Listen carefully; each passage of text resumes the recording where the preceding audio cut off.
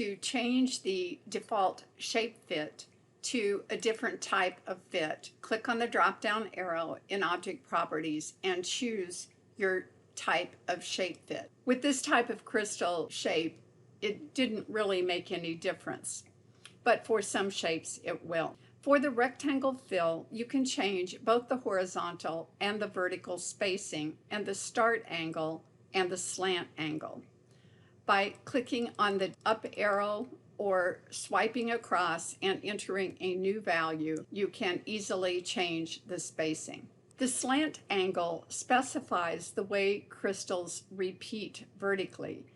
At 90 degrees, which is the default, the crystals are in vertical lines.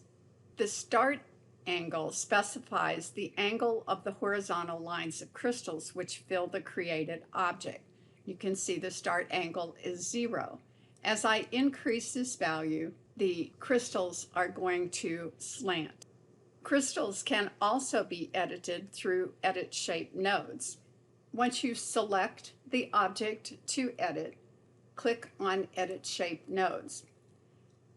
And if you zoom in, you'll see 3 different control handles. This lets you alter the spacing and the angles visually instead of mathematically.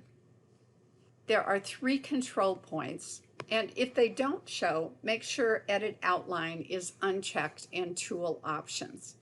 Control 1 specifies the first crystal in the design, and all other crystals are placed based on this one.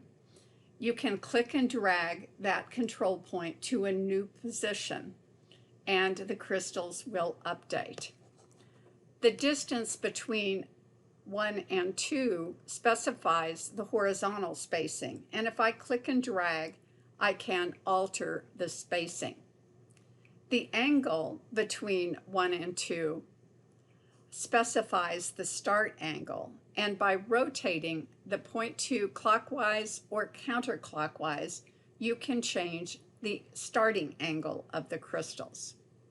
The distance between 1 and 3 specifies the vertical spacing, and if I click and drag, I can alter the vertical spacing. And all these values in Object Properties are updating as I make these changes. The angle between 1 and 3 specifies the slant angle. So if I want my crystals to align with an edge, I can move the slant angle and click and drag on point 3 to do this. If you hold down the Control key when making any of these changes, the control point will snap to the guideline. The Alt key, when pressed, will snap on grid points if the grid is activated.